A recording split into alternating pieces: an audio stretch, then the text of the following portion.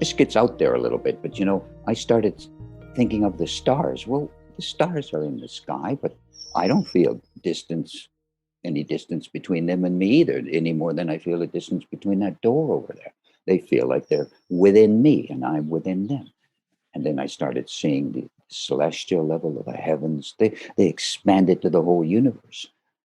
And soon as I started having the gall to think that I am also the universe and the universe is me, I got the sense that this cosmic being got interested in me.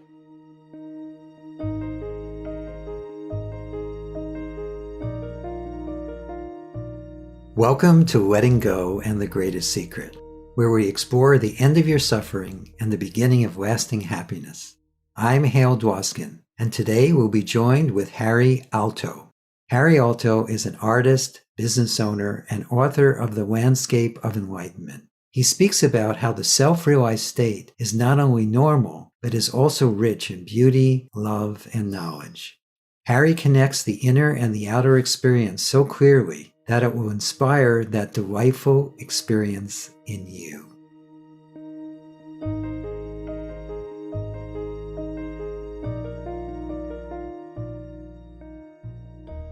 I took a long time going public. As you can see, I'm not a spring chicken or anything. So, but I've had a really good time opening up about experiences. In fact, there's that old saying that a teacher gets more than the student, and I finally, after all these years, begin to understand that. Oh yes, I've had that. You've known that forever, but I'm a slow learner. Well, no, but you were smart. You were just living your life from this expanded perspective. You didn't need to shout it from the rooftops. Well, I guess I started having, looking back on it. As a little kid, I had all kinds of experiences, but what the heck, they were just normal, right? Everybody had them. Of course they had them. How could they not have these and I think that's true too, that I do believe that children and kids, they live this now moment all the time. I have a grandchild, Yes. I look at her and man, there isn't anything more important than her toe at the moment she's looking at it, right? That's really an enlightened kind of experience, but they don't know it. Right. They're living a very natural life. And in a way, nothing has changed much for me other than my understanding. Yes. From early childhood, I had this light and divine experiences, and I had celestial perception, and I had bliss, but I didn't call it celestial perception. I didn't call it bliss. I didn't call it anything. It's just there, all around, everywhere, but I didn't get it. What was it? Right. Didn't care. Didn't want to know. It was just there. Just like, I'm sitting in this room, for me to start describing this room to you, just there. And I guess that brings me to the point that talking about these things, just talking about them and understanding your experience. When I started understanding what I was experiencing in relation to other people and historical figures and this and that, I started saying, whoa, maybe there's something there. Maybe this is significant. And if people aren't experiencing that, the question came up, why not? Right. What the heck? It's more natural than, say, up and down life that most of us lead anyway. That's right. That inner life, natural. It's there. It's natural. It's just to even know, understand that you're an infinite, eternal being. Man, that's a big deal. Yeah, that's a big deal. It takes the fear out of life, and all the things that everybody goes through, the ups and downs and depressions and this and that. Just knowing that there's this natural state of infinity within you. And then over time to know that infinity isn't just in you, it's out of you too, it's everywhere. Yes. It's in your environment, it's around you, all these You'll have to excuse me. My wife started calling me Yak a lot now because I talk so much. I thought that was really cute. My wife has terms of endearment for me too. Like that. Actually, she loves the work that we do, and she's experiencing it as well. So it's just beautiful. Great. It's a wonderful thing to share. And this idea of self-realization or enlightenment and all that kind of stuff, I don't think that ever happened to me. I don't ever feel enlightened. And if I do have a new experience and it expands and it's wonderful or this or that, it always feels like it's always been there. So if I thought enlightenment exists at the moment I got it, it disappeared. The feeling of being enlightened or special or this or that went away. Yes. Stopped being there. So in a sense, it was more a question of stuff disappearing than in many ways now having a bigger perspective, because the bigger perspective for me, it didn't necessarily feel bigger. It just felt more natural and simple. Yes. You agree with all that, right? I do. It's the beauty of it. It's every time you see more clearly that which you are, it feels like it's always been that way. It's not new. It's just natural. I love it. I sometimes call it the natural state. This kind of, and this term non-dual, I'd rather say all dual, So explain that a little more. What do you mean by all dual? Well, there's the other term, the no self experience. Yes. It's easier to understand for me, the all self experience. Mm-hmm. And that's what I mean, the all self. And yes. Certainly in some ways, I could say that my experience started inside. It felt inside. It wasn't inside, but it felt like it was my inner life. But there was never, as far as I can remember, much separation or wall or a veil between inside and outside. My senses are out there and they're bringing in information to me. And there was a progression in my life where I went from a state of this kind of totally innocent kidhood. And then I went into adolescence and I went through a stage which you used this word witnessing. And I was a young teenager, and I started having this experience that there was this huge unbounded, or it wasn't even unbounded, it was just huge experience that was out there that wasn't connected to me, but it was there all the time. I was just smart enough, just barely smart enough to know that I was having that experience, even though it felt separate from me. So I knew, oh, wait a minute, that chipmunk out there isn't having that experience. I'm having that. So it must be connected to me. And it was big, it was light, it was there all night long. It was like, sometimes it was so bright, it was like there was car lights on my face all night long. It was just bright, bright, bright all the time. Then I'd wake up, it'd get a little less bright because I had to do stuff and this and that. But witnessing is a good term for that phase I went through, because it felt somehow separate from me. Mm-hmm.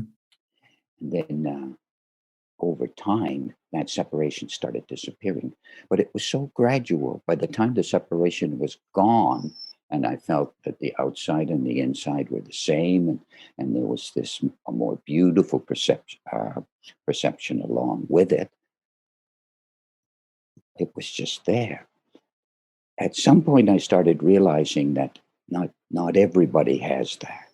Mm-hmm. But I pretty well kept quiet about it. Yeah, well, that's probably smart.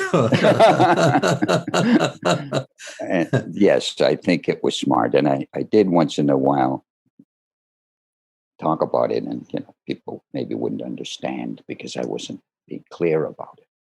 Yes. In any case, that separation between my outside experience, my inside experience, kind of melted or disappeared, or sort of there was this see-through quality that I was looking through, as if through this unbounded consciousness at the so-called relative.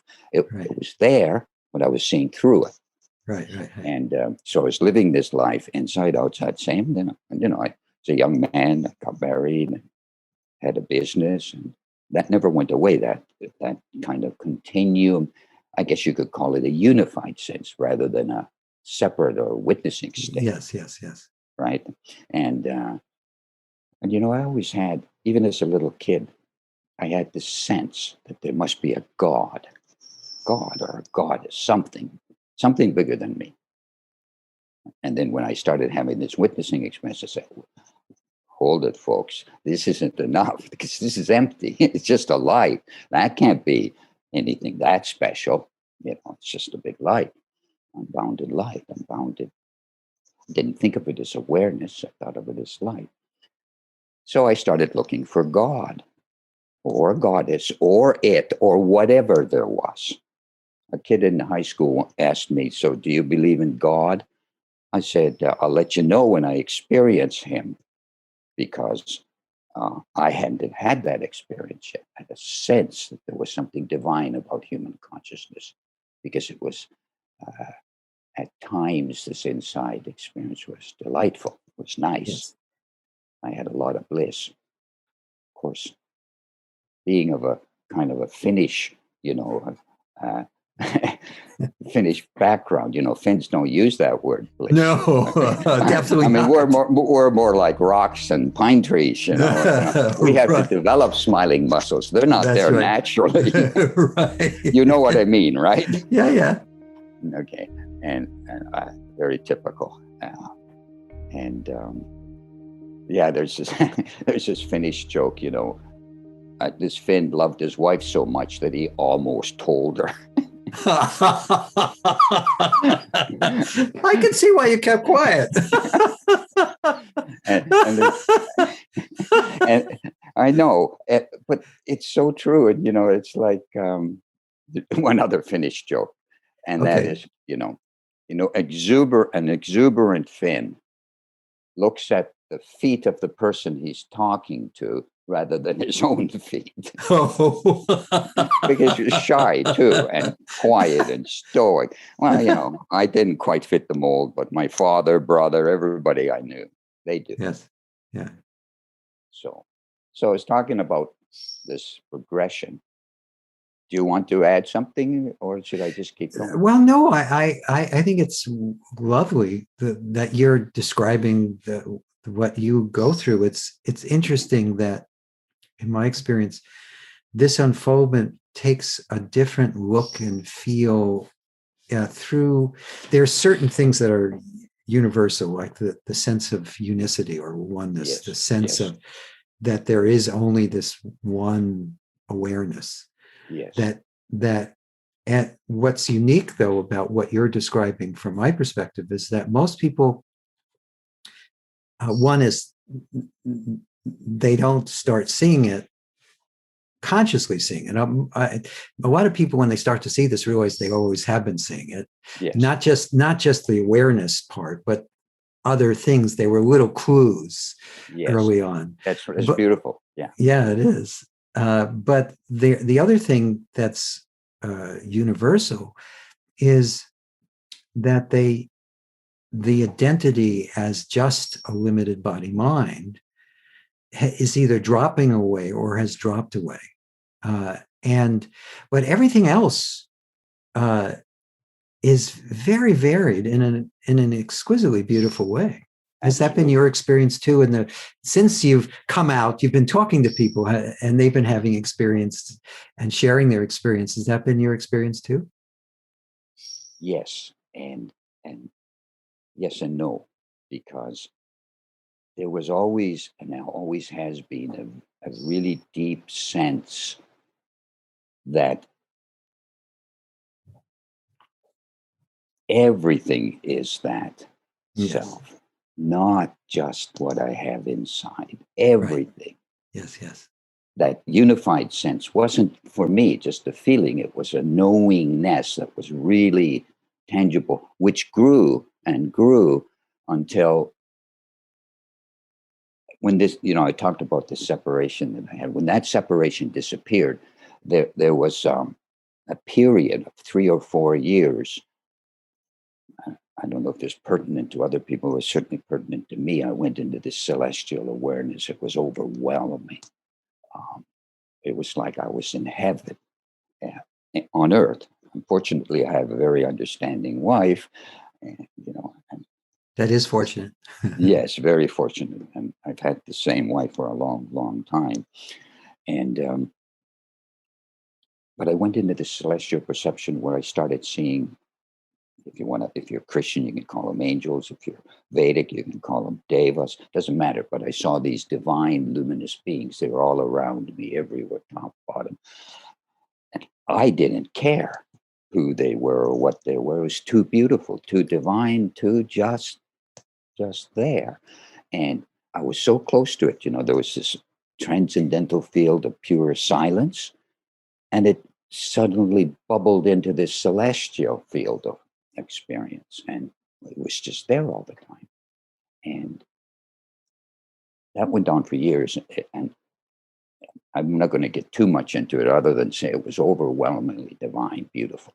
And there was Kundalini, this, that, all kinds of stuff, but it was never unpleasant. It was always unbounded. And then one day, after that went on for about 3 years, I certainly never expected anything to happen. I thought I'd be this impractical guy. Imagine a Finn getting into that state. That's almost unheard of. Come on. It doesn't happen. Right. Or at least they wouldn't Heard about talk about right. it. And then one day, almost overnight, that sense of divinity, that sense of, there was no real one God there. There was millions of them everywhere, celestial. In any case, one day it almost disappeared. And I said to myself, what? This can't be happening. And so I looked closer. And then the next day I said, still not. This divinity stuff, this celestial perception was gone. I said, no way it's gone. Can't be gone. If that's the reality, if the reality is that there's this silence, this unbounded knower that knows himself, herself inside, and the first expression of that knower, the first expression of that bubbling ocean of consciousness is divine, then it didn't go away. Something's wrong with something's out of kilter here. Soon as I had that understanding, it all came back, but it didn't come back by itself this time. It came back with a unified sense of, there was this knowledge structure. I suddenly knew that that inside, or the structure of this divinity, of this divine stuff, was me, was the knower, was knowledge, was the structure of that unbounded absolute. It's interesting because there's a knower. There's intelligence to that experience. The intelligence, I am that. Somebody's having the experience, and that somebody is me. That intelligence is something special and specific because it's intelligence, it's knowledge. Yes. And when I could look at this unboundedness, and I could see bubbles in it, or waves. Easy analogy is the waves on an ocean. Now it's keeping in mind that I'm going to talk about the waves as if they're on the surface, but they weren't. They were throughout the whole ocean. But let's say I could see these bubbles, these waves on my ocean of consciousness. Then I started, no, I didn't, nothing happened to the silence, nothing happened to the knowledge, nothing happened to the knower. But now I saw the celestial level of my consciousness in relation to that silence, within that silence, within that. I say silence. It wasn't really silence but it's very still and very big and very, very much a knower. I know that I am that. And then when that celestial value became part of that see-throughness of the knower, it didn't dominate anymore. It didn't, take over my life. I could be a normal person again. That's great. Fortunately, I was an artist, so I didn't have to be completely a normal person. That is fortunate. It's a good thing you weren't an accountant. Oh man, those zeros would have they would have added up. But then, That's so, beautiful. and it went on from there, Yes. So now there was this unified sense. The celestial level of consciousness is still there. I can see it now. This is knowledge level, silence level, unbounded level. It's percolating into this more divine stuff. It's always there. And then I said to myself, self, what's up with the relative? What about my daily life? What about material existence? As soon as I started thinking about, there was already a feeling, a knowledge kind of connectedness between my the outside environment and my so-called inner environment. They were all sort of on feeling level connected. And then I said, now you got this divine level. Surely this knowledge level and this divine level are the connecting links to the relative.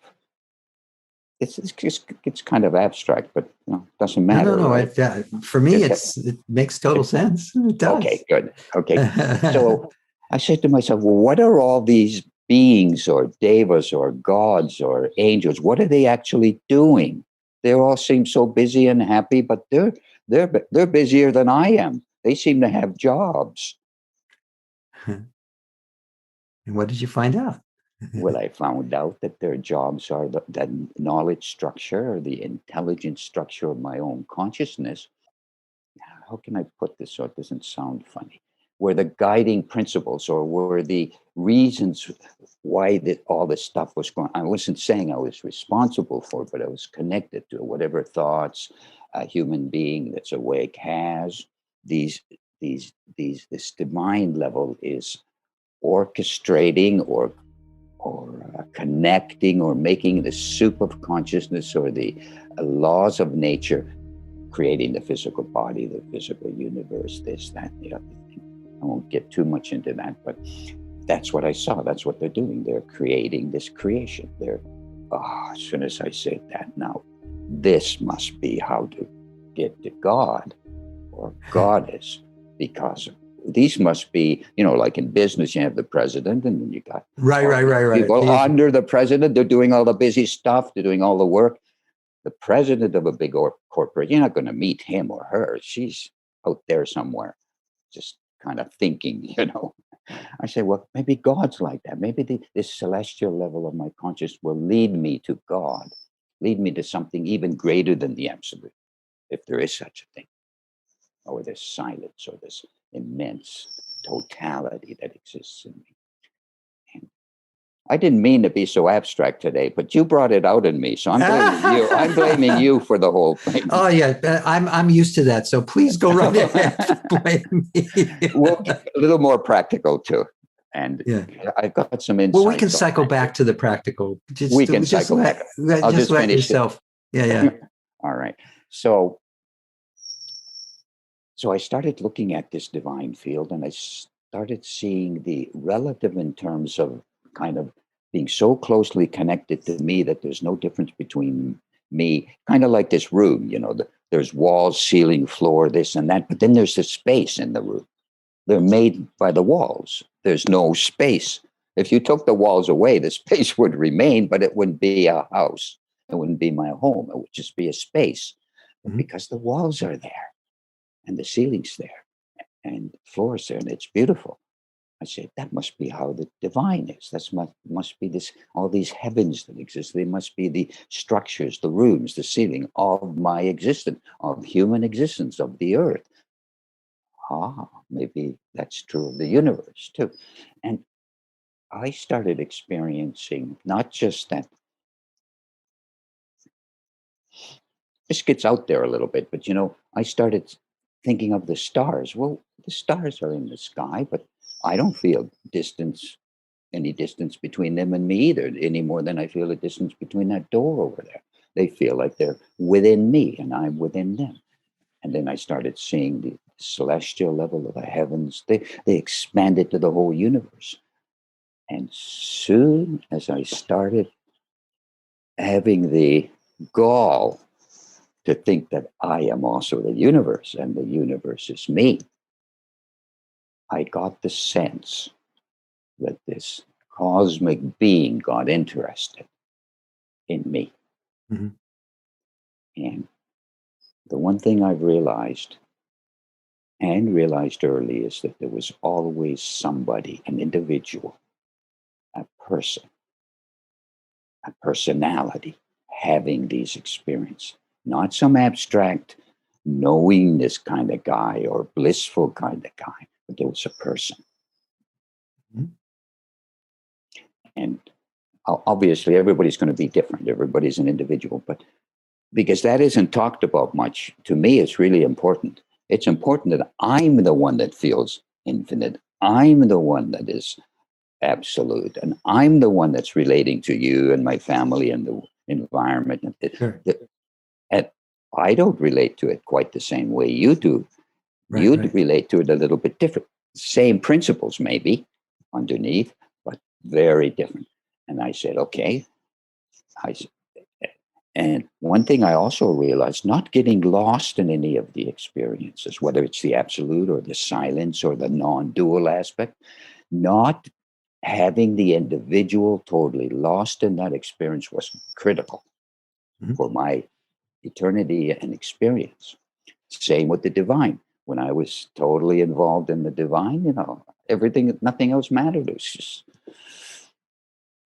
so when I stopped getting totally overshadowed by the divine, then I could have a bigger experience, a more unified. Same with the unity. Same with the universe. Same with the devas, the gods, this, that. Not getting totally lost in the experience gave me the appreciation of the experience even more and more. The relative is the same. Most people live their lives how? They get lost in their regular lives. The self is lost, and Yes. they look at this, they look at that, they become just that, Right, right. nothing else. We'll get into that after I finish this God thing, which I'm almost done. Good, good, good. And I don't consider myself a religious person. You know, I'm Yes. not. I'm not. Catholic or or anything. I'm not a Hindu. I'm not anything. I'm just who I am.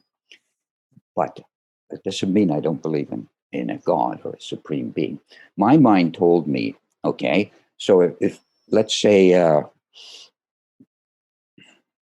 just like a human being, we as a society, we make society. We build buildings. We make bridges. We make trains. We're the boss. We do all this stuff, and there's a hierarchy to it. There's the president of the country, or whatever, and he or she is the leader. Now, on the divine level, it certainly appeared that way to me too. There were lesser's a bad word, but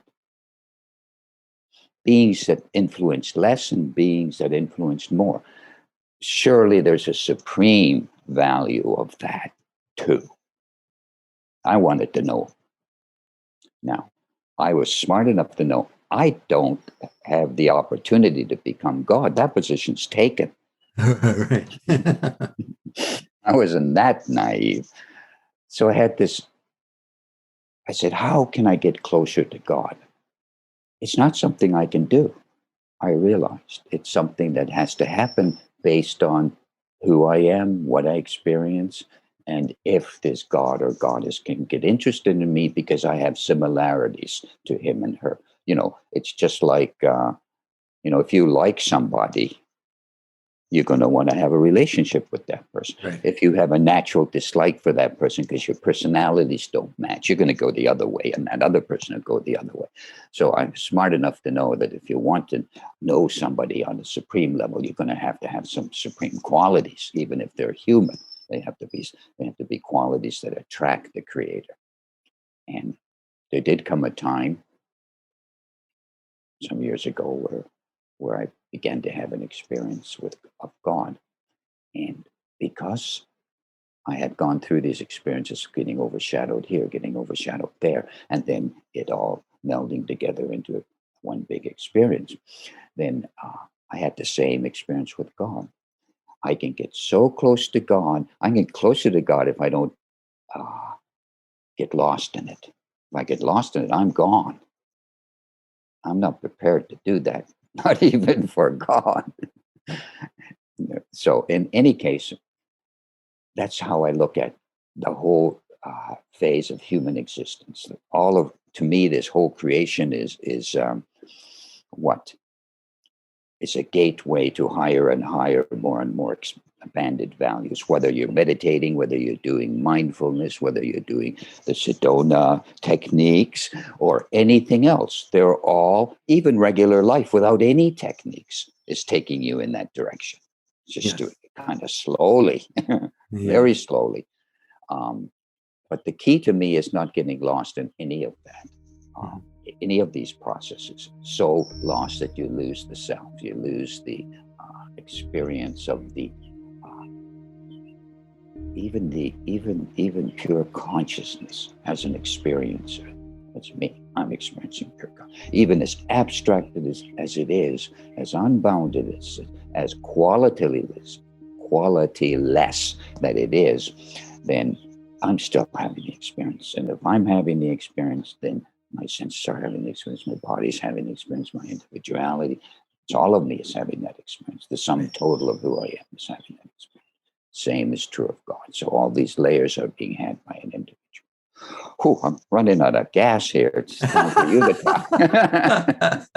So, thank you for sharing that. I do believe that people will find that fascinating to hear that.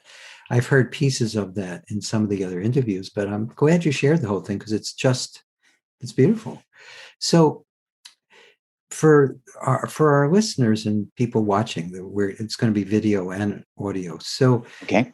what are some practical things about, not practical about life, although that may come up, but Yeah. practical about this? What do you advise people who are wanting to discover their truth of who they are, or Okay. the truth? And I knew I would get there. So that most of my talks have been just like what I did. Right. I just go through this thing, kid, this, that, girl, boom, then there's God at the end. Right. But many people are going through all kinds of stuff. And I'm saying, so Harry, do you have anything to say to those people? And I said, well, what I have this understanding that I can trace where this stress comes from. I can see it, where it comes from, why it's stressful, why depression and anxiety and anger and fear and all. I can see where they come from. I said, do I dare tell people this? Sure. This isn't the medieval night. Nobody's going to get crucified anymore. Not that, and it's That's the Finn kind. speaking. Oh yeah. Well, and there's, you have this thing about a secret, right? Yes. And everything to me is, I'm secretive, or was secretive, not anymore. You know, and then let's say that I'm watching this ocean I'm going to simplify it. I'm going to say Sure. the ocean has a surface and it has waves, and that's your consciousness. Okay. Now, if you're having an experience of the ocean, pure consciousness, unboundedness, that silence, stillness that is in you, at the same time that wave is coming up, then that wave will continue to have that stillness, expansion, and knowledge to it on its entire projection or trajectory to conscious awareness, and it will not create any kind of stress, even though it's an individual wave. Now, if you're having that wave, there's no pure consciousness, there's no unboundedness. And that wave is separate from all the other waves in the ocean. And that wave, in its separate entity, in its smallness, comes up into conscious life. It can come up because it's not connected to the base, it's not connected to the source, it's not connected to the other waves, it's not connected to the ocean. It's small. It could be anxiety, it could be stress, it could be anything. It'll settle down after time, but that's what it is. Now, having said that, I'm not saying that every wave or every thought or every impulse or every emotion that you have will become, candy floss and perfect. Mm-hmm. What I am saying is if that ocean of consciousness has been developed through techniques or process or prayer or meditation or TM or anything, if it's in your life to the degree that it does not disappear while these impulses from your pure consciousness are rising up, then even the more individualized or narrow or negative uh, thoughts and feelings you have will be in relation to that ocean. In other words, they will not overshadow that knower who knows he's or she's infinite and eternal. That's my secret that I'm giving out. No, that's beautiful. That's And really I've well never said. really talked about it this way much, so I'm a little new at this one. No, but it's good. It's good because it's wonderful to hear other people's experiences, but people tend to put, especially if they've had an exalted experience like you have, they tend to put the person up on a pedestal and they go, well, that's not going to happen for me. But what you've given them is something very practical. If you, to the degree that you're aware of that truth of who you are, whatever degree you are, yes, if you nurture that and you keep your attention on that, and you allow that to be part of your human experience, not see them as two, but as one, then you don't, the human experience gets, the experience of it becomes lighter, freer, more enjoyable. It's not isolated. And the ups and downs of life don't go away. I'm still aging. Look, I got white hair. Whatever, right? And I got wrinkles. They're going to continue to happen. But let's say they're happening within the ocean of your own consciousness. Right. And you're now smart enough through your connectedness with this continuous feeling of infinity to know that these are temporary phenomena. You're an eternal, infinite being, and that's what counts. Right. Definitely. That's what counts. Yeah, definitely. Yeah, you said it very well, too. I like the way you said it. That was great. So, what other things? So that's beautiful. And what about someone who comes to you and says, I'm not seeing it. How do I start to see this for myself? Okay, I got a story. Okay. I have two stories. Sure. Let's see if we have time for. Well, we got lots of time, right? Yeah. No. If we're still going, we're going. So we're going. Okay. So I had this experience years ago, and it's kind of funny. Just bear with me for a moment; it'll get okay. Sure. I'm on some kind of retreat. It's not about 40 years ago, and been doing long meditation. But I'm now walking outside by myself. And suddenly I start feeling terrible, really bad. I said, what's this? I've never felt like this, ever. And I felt like I became disconnected. Nobody was home anymore. I wasn't related to anything. I was alone in the universe, and I did not feel good. I said, what? What is this? I said, I hope it goes away. So 5 minutes, 10 minutes, it started fading again. This bad stuff started, this bad feeling started fading again. And I went to my normal experience. And I said to myself, wait a minute. That was my normal experience prior to this experience. And it's my normal experience now. But I didn't know my normal experience was blissful, knowledgeable, infinite. And I didn't even know that. Mm-hmm. It was just there. It's been there so long. It's so natural that nature had to kick me in the wherever and tell me, show me, take it away for a little while that this expanded stillness and feeling of infinity was there. I think that everybody's like that. Everybody, not the horrible part, but the part that this stillness, this knower, how did you put it? The awareness of awareness. It's there for everybody. Everybody has self-awareness. Come on, you couldn't be alive. You couldn't breathe if you didn't have it. That's right. It's natural. Yeah. So maybe you only have 5% of conscious awareness of self-awareness. Therefore, you're mostly not aware of it. You can have glimpses. So my point is, I think it's relatively obvious. My point is that I believe everybody has this much greater degree of self-awareness than they think, and why aren't they experiencing it? In many ways, I believe they're not experiencing it simply because it's too natural, too simple, too just there. So the acknowledgement of it or the expectations of what it might be are way too high, certainly for the early days. Yes. So that's one thing.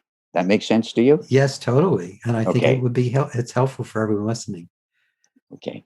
And the other experience, since I said I do two stories, I'll do another story. At this time, I was a kid of 9 years old or 10 years old. I was in Toronto, Canada. Grew up there, going to school. I had to get on a streetcar to go to school. So I get on the streetcar. I had my dime. That's what it cost to get on the streetcar. I dropped the dime into that. It was a big metal box like this, and I could hear the dime filtering down to the bottom and clanking. I remember those. Do you remember those too? The change things, yeah. Yeah, the change. Yes. It was a dime. Yeah. And I was just a little kid, very introverted, very shy. I wouldn't relate to people very much. I was just my own energetic little guy. But then I looked up and there were 20 people or whatever sitting on that streetcar. They were all sitting and they all looked at me. And I looked at them. And never had this experience quite like this. I went into this stillness and I saw 20 pairs of eyes shimmering in that stillness. And I knew beyond a shadow of doubt that these people were exactly like me, in the sense that even though they're there, they were not strangers. They were my own family. And I had this unified sense with these people. And this only took like 5 seconds, but it felt like I'd been there forever.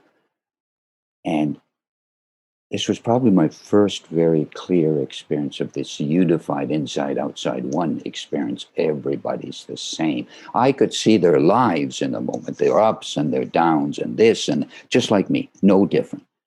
I walked down the aisle, I sat in a seat, and I never got off that bus. I never got off that bus. To me, as clear today as it was then. And guess what? What? It only cost a dime. Hey, you got it. You got such a deal. What a deal. I got to go to school and I got this experience for a dime. That's great. That's great. That's wonderful. How natural. It's just going to come naturally to you, to anybody. If it can come to a, introverted young Finn, it can come to anybody. Yes, these kind of unified experiences. Yes, and I do think that the interest in this comes from that same source. Yes. So everyone listening to this, most of the people listening to this, if not all of them, have an interest in this. Yes. And so that's the source calling itself home. It's beautiful. Yeah, that's exactly right. And I feel that all the time. It's like a cosmic magnet. And you're the iron filing going towards it. Yes, and if I want to add anything to that, I said, you're not going to get lost in the magnet. You're going to live in that magnet. You're going to live in that wholeness. I don't believe, that's me. My wife calls me a very selfish person for experience because I want more and more. And I don't care how much I get, I want more. And I don't view this self-realization as the end of anything. It's a green light. Yes. Every stage to me is a green light. There's always a little more and a little more and a little more. It's not like suddenly you're in the no self-experience or the all self-experience or whatever self-experience you're in. It's not the end. It's the beginning. Yes. Yes. That's how I look at it. And I That's think beautiful. I like that. I like it that it's the beginning, Yes. Yeah. Yes. So do you So have if any specific questions? I love well, your yeah, questions. They're one great. so what would you leave people with if you were going to say, hey, this will help you to stay on track, to keep opening to this, to cooperate with the pull that's already right within you? How can you be the most cooperative? There's two or three things here. And one, I would say, find people who actually know this stuff, like you and other people like you, and talk to them. Because half the experience of waking up is knowledge, knowing, getting it. The other half is the experience, but ultimately they're the same. Yes. So talk about it, do a journal, think about it, go in that direction, find people who you believe who are genuine. Whatever's coming out of their mouth is the right stuff, and you know Right, it in right. your heart. Associate with those people. Go to Yes. their lectures, talk to them, whatever. I recommend this fellow right here. He's good. He's one of probably the best interviewer I've ever had. Very natural. So do that. That's number one. But also, like, let's say you want to be strong. You're a 98-pound weakling. I could have been that. 98-pound weakling. But so you start lifting weights. Now, inherent in the muscles is their ability to get stronger and bigger. Lift weights, lift weights. Muscles get bigger, bigger, bigger. You don't know how they're getting bigger. They're just getting bigger and stronger. And someday you'll lift that heavy weight with one arm and you won't even think about it. Yes. Consciousness, pure consciousness, is just like that. You have to exercise it a little bit. Thinking about it, self-inquiry is one thing you do, but there are other things. Well, give me just a couple of examples of the other things. Self-inquiry is one of the tools that we No teach, question. Yes. and but I'd love to hear the things that you've seen are really helpful to people. One or two.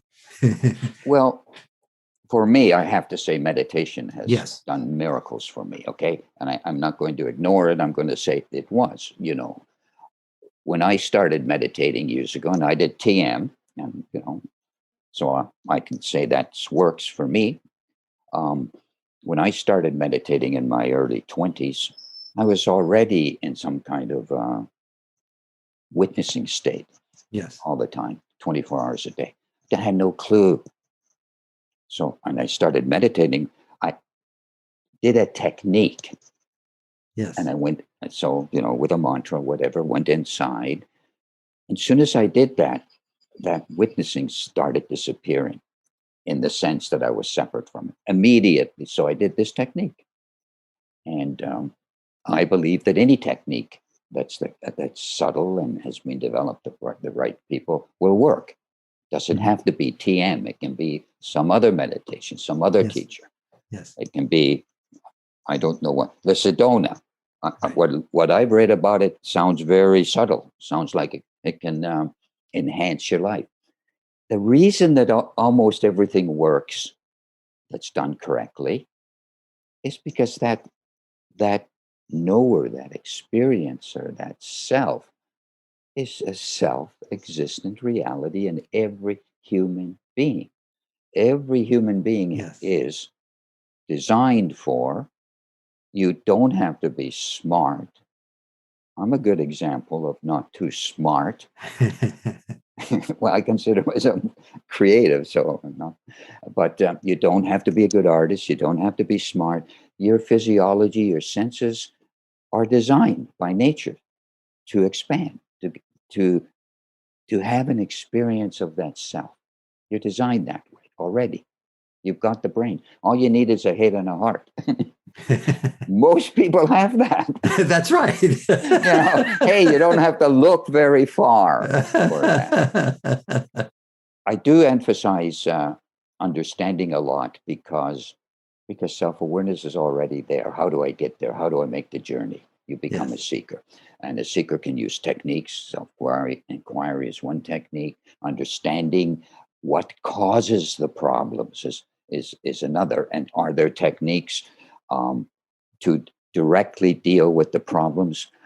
My way of looking at it, if I've dealt with a problem, it's always been at the source. Yes. It's easier. It's Yes. simpler. Yes. Yes. Yes. I don't have the brains to be a psychoanalyst or a Right. psychologist. I don't have the brains for that, nor do Right. I have the temperament for that. Yes. But I do have the temperament to say that if you can develop self-awareness, conscious self-awareness, not just self-awareness, but you have to be aware of it. If you can develop that through a technique, through understanding, then that will begin to uh, dominate more than the stresses and the strains of life and the ups and downs of life. Yes. They'll start to dominate more, right? Yes. I mean, what do we want out of life anyway? We just want to be happy, don't we? I mean, Yeah, definitely. I don't think we want anything else, do we? No. What if we go after knowledge or divine experiences or whatever? We want to be happy. Right. Guys climbing a mountain, doing wind gliding, surfing, whatever they're doing, you're looking for the thrill of the self. Yes. Well, you That's always we're not looking for anything else. No. The thrill of the self, and Yes. Yes. and we want it to be permanent. We want it to dominate it so much that when we get up from meditation or whatever, it's still there. Yes. After all, if you close your eyes, you're doing something. You're on a technique. You're Right, in right. the inward direction. You're on the Yes. path. You want that path to come from inside to outside. You want something. You do a technique.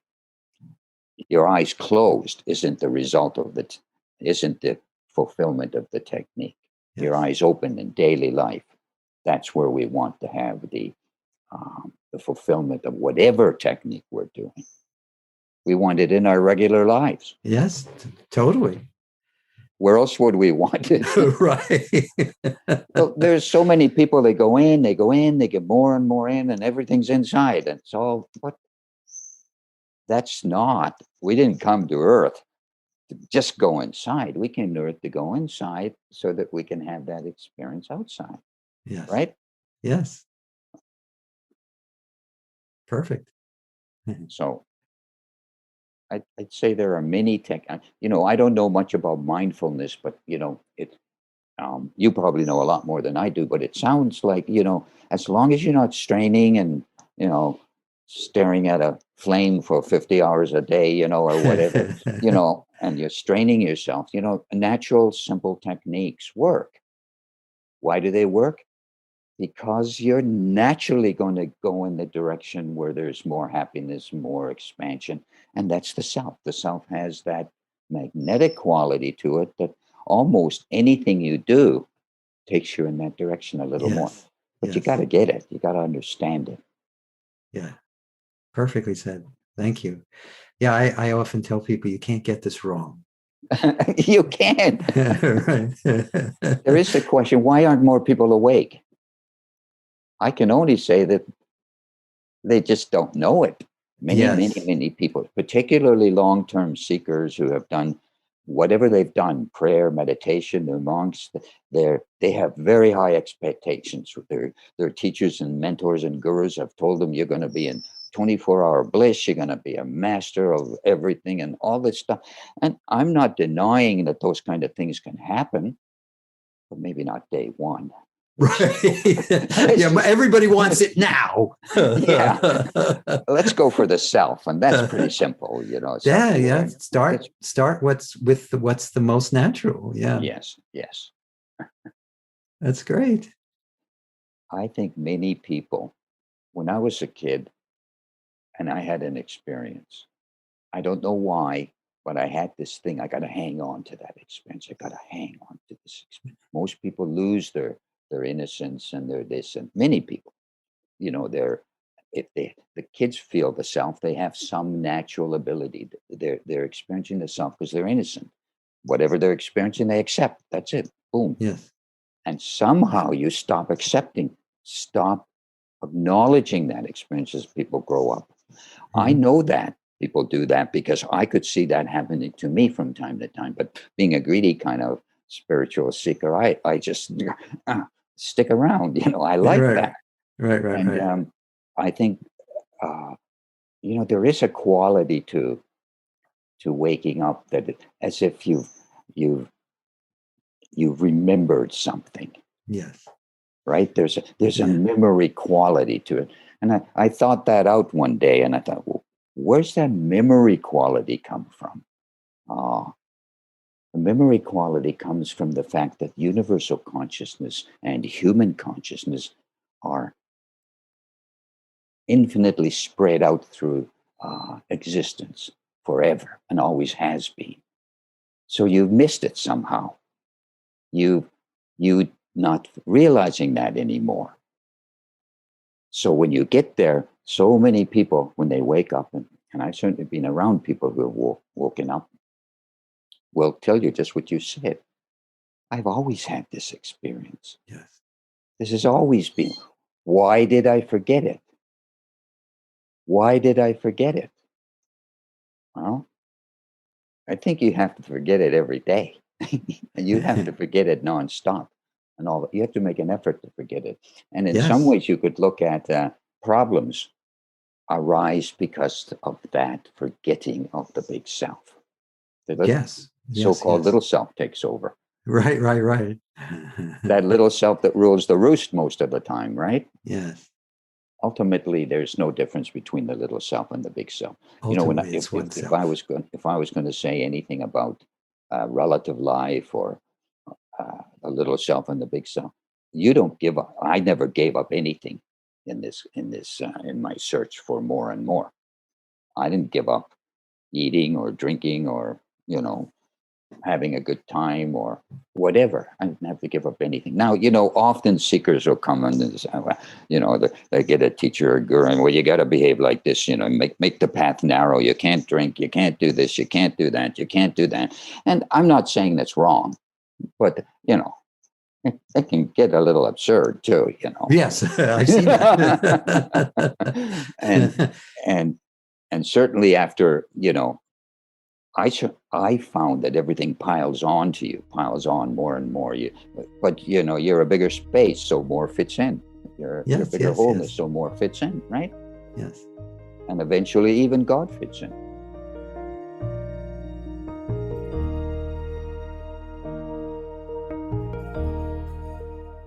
I hope you enjoyed our conversation with Harri Aalto. You can learn more about Harri and read his observations at harriaalto.com. That's